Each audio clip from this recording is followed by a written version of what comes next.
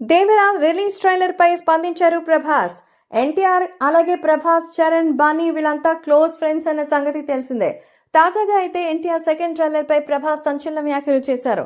First trailer ని మించిపోయింది second trailer. NTR ఈ సినిమాలో ఓరమాస్ యాక్షనే కాదు, ఎంటర్టైన్మెంట్ కూడా అదరగొట్టేశారు.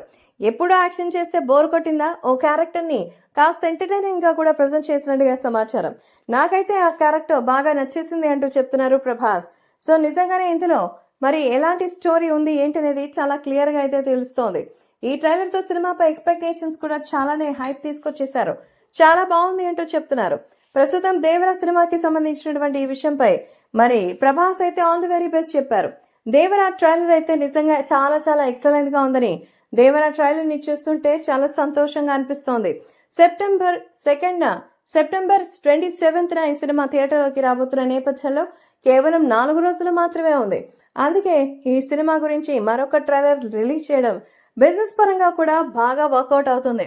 దేవరాజ్ సెకండ్ ట్రైలర్ అయితే ప్రేక్షకులకి ఒక గూస్ బంప్స్ నిచ్చింది అనేది చెప్పాలి.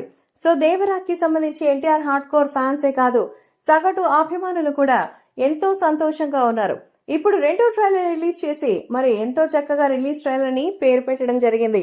ఈ ట్రైలర్ కాస్త డిఫరెంట్ గా వస్తుందని ముందు నుంచి అనుకోగా దేవరా రిలీజ్ ట్రైలర్ కూడా ఎంతో చక్కగా ఉంది. సముద్రం ఎరుపెక్కడం, ఆయుధాలు, డైలాగులు చెప్పడం